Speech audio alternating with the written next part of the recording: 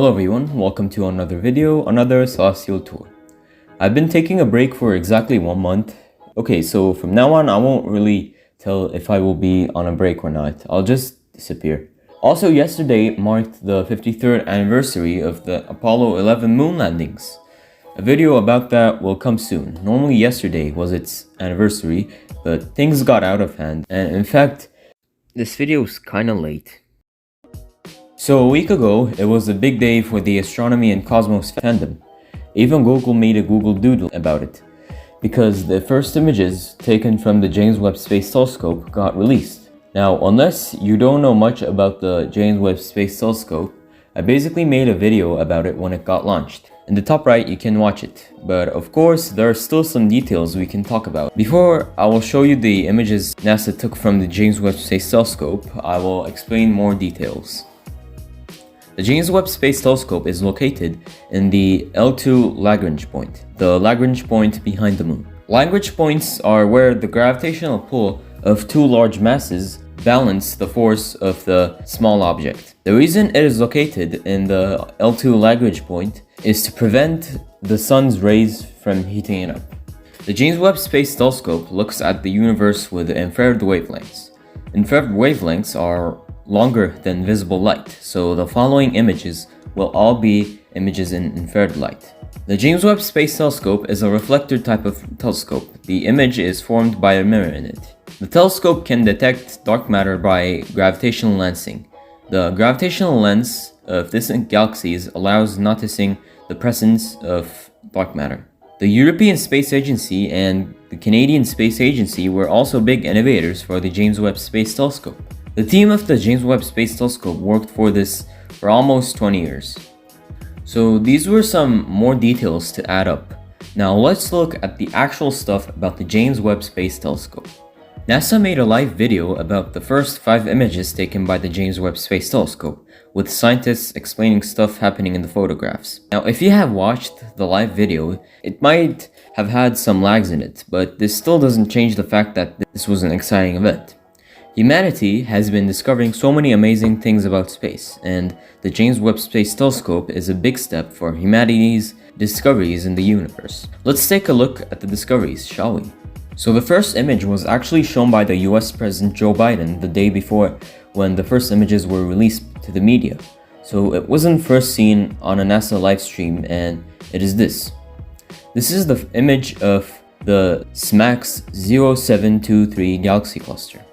This is the deepest and sharpest image of the most distant galaxies, and in only 12.5 hours, this achieved depths at infrared wavelengths beyond Hubble Space Telescope's ultraviolet wavelengths, which took weeks to achieve deep fields. The combined mass of SMACS 0723 acts as a gravitational lens, magnifying distant galaxies. So that's the meaning behind the distorted curved parts of the image. This image is taken by Webb's near-infrared camera, and actually this image is a composite of images at different wavelengths. The light from SMACS 0723 comes from 4.6 billion light years ago. That means that we're seeing this galaxy cluster from 4.6 billion years ago. The interesting thing is that Webb also combined the images of the galaxies in the back and the front of SMACS 0723. The near-infrared spectrograph data from different galaxies. In fact, Webb has observed the physical and chemical properties of the galaxies 13.1 billion light years away. As you can see, all of them are so detailed with much color. The mid-infrared instrument offers a kaleidoscope of colors and highlights about where the dust is, an ingredient for the formation of a star, and of course the ingredient for life, like Carl Sagan saying, we're made out of star stuff, the iron in our blood, for example. Anyways, back to topic. The blue galaxies contain stars, but there is very little dust. The red objects are where dust is in thick layers. And there's an abundance of hydrocarbons and other chemical compounds in green galaxies. So that's my explanation for the first image, based on NASA's explanations. Let's move on with the second and third image, the Southern Ring Nebula images. The second and third image was released like the rest in NASA's live stream. These are the images of the Southern Ring Planetary Nebula. Planetary nebulas are the shells of gas and dust ejected from dying stars, specifically average-sized stars. The dying star at the center of the image has been sending out rings of gas and dust for thousands of years, and the James Webb Space Telescope has revealed that this star is cloaked for the first time. The Southern Ring Nebula was also captured by Hubble once. Also, it is 2,500 light years away from us, so this image light is 2,500 years old. Astronomers are observing the molecules in the gas and dust. So there are two images of the Southern Ring Nebula. The left one is taken from the James Webb Space Telescope's near-infrared camera, and the right one is taken from the mid-infrared camera. The image on the right shows the second star surrounded by the dust for the first time. The brighter star next to the dying red giant is still alive, but one day it will also die and make its own nebula in the future. The ejections in the widest shell towards the outer area were ejected earlier, but the shell closest to the star is the most recently ejected one. Astronomers will get help with the history of these by tracing the ejections. The star still expels dust, and eventually the dust will enrich the areas around it. This means an interstellar medium. Since it is long-lived, someday this dust may get involved in a new star or new planet, and it will flow in space. Also, quick note, the marked star behind isn't a star, it's a galaxy, and that's the uniqueness of Webb, the details. The following fourth image, released after the Southern Ring Nebula images, is the image of Stephan's Quintet. This is the image of Stephan's Quintet. There are 5 galaxies, and it is again taken in a different light wavelength by James Webb Space Telescope. This image is Webb's biggest image, about the size of half the diameter of the moon, with 150 million pixels and constructed by 1,000 different images. This image showed how galactic interactions may have driven galaxy evolution in the early universe. The galaxies are kind of colliding and making a cosmic dance. The image is adorned with dazzling starburst areas and clusters of millions of newborn stars. Gravitational interactions cause some of the galaxies to produce sweeping tails of gas, dust, and stars. It may seem like there are 4 galaxies, but if you look closer, a collapsing and colliding galaxy is seen there. That galaxy is called NGC 7318b. However, there is also a galaxy left over. Even though this is a quintet of galaxies, only 4 galaxies are truly stuck together. The interesting fact is that the 5th galaxy, NGC 7320, is 40 million light years away from Earth, while the 4 images are 290 million light years away from Earth. I recognize something. In every single subject about space and astronomy, in fact about science entirely, there has to be an irregular and strange fact, and strange measurements. Looks like that's what makes science great. Anyways, this is still considered close in astronomy when thinking about the distant galaxies billions of light years away from Earth.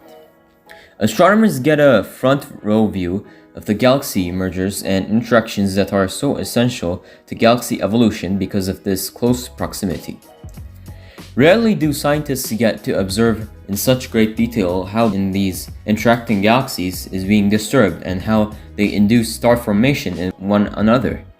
A great laboratory for researching these processes that are essential to all galaxies is Stephan's Quintet. Tight clusters like these may have been more prevalent in the early universe, when they're superheated, and falling material may have fueled quasars, which are very active black holes. Even today, the galaxy on top, NGC 7319, includes a supermassive black hole in its nucleus, like Sagittarius A in our galaxy, 24 million times more massive than the Sun. It is actively pulling in material and putting out light energy equivalent to 40 billion suns. In order to see the hot gas close to the active black hole and assess the speed of brilliant outflows, Webb had to cut through the cloud of dust surrounding the nucleus. The telescope saw these black hole-driven outflows in details never seen before. Webb was able to distinguish individual stars in NGC 7320, the leftmost and nearest galaxy in the visible cluster, as well as the galaxy's luminous center. A bonus discovery made by Webb was a massive sea of millions of far-off background galaxies that resembled Hubble's deep fields. There will be a wealth of useful, fresh information available thanks to the Webb data. For instance, it will aid in the understanding of the rate of growth and feeding of supermassive black holes. Additionally, Webb detects star-forming areas far more clearly and can now investigate radiation from the dust at a degree of precision that was previously not conceivable. Stephan's Quintet is located in the constellation of Pegasus, and it was discovered by the French astronomer Edward Stephan in 1877. Following with the last image, Carina Nebula. This is the image of the Carina Nebula. This landscape, speckled with glittering stars, is actually the edge of a young star forming region called NGC 3324 in the Carina Nebula, 7,500 light-years away from us. This image reveals the first star bursts that were invisible in previous takes. Webb's allegedly three-dimensional image, known as the cosmic cliffs, depicts what appear to be rocky mountains on a moonlit night. The largest peaks in this picture are really the edge of the enormous gaseous cavity of NGC 3324, which is around 7 light-years away.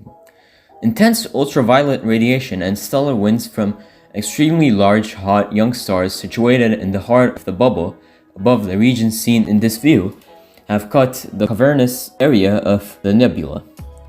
The nebula's wall is being gently sculpted by the ultraviolet radiation from the young stars. Dramatic pillars rise majestically above the blazing gas wall and block this radiation. Heated, ionized gas and hot dust are streaming away from the nebula as a result of the unrelenting radiation, giving the appearance of steam rising from the celestial mountains. Webb will also show how the development of enormous clouds of gas and dust is affected by star formation. The youngest stars appear as red dots in dark, dusty areas of the cloud. It is challenging to see objects at the earliest, fastest stages of star formation, but Webb's exceptional sensitivity, spatial resolution, and imaging capabilities can record these elusive occurrences. In conclusion, this image shows how stars are being born in a nebula, just like when our sun was born. So this is not an image, but it is data collected from the James Webb Space Telescope. Wasp-96b is a gas giant exoplanet bigger than Jupiter, but its mass is half of Jupiter. It orbits around a yellow dwarf like our sun called Wasp-96. It is closer to its sun even more than Mercury. That means it is very hot and is 1,120 to 1,150 light-years away from us in the constellation Phoenix. This graph shows Wasp-96b's spectrum. The 141 data points, white circles, on this graph show the percentage of a certain wavelength of light that is absorbed by the planet's atmosphere and blocked by the planet. The spectrum supported the existence of water and demonstrated that the planet's atmosphere has clouds and hazes. Wasp-96b was assumed to be cloud-free before this finding. And of course, more images have been taken from the James Webb Space Telescope. If you guys want to learn more information, you can check out the sites I use as sources, mostly from NASA. They have plenty of other information. So, I hope you guys liked the video. It's kinda late, but trust me, I've been writing this script since even the day before the images were released. It's because it took me long to gather the information, and not gonna lie, procrastination happened while I wrote this script. But the video is here anyway. Anyways, in conclusion, the James Webb Space Telescope helped us understand many things about the cosmos. From stars being born to stars dying, from the layers of distant galaxies to the galaxies emerging, James Webb is answering many questions about the universe with infrared wavelengths. Let's see what's next. Thank you for watching and listening, and stay astronomical.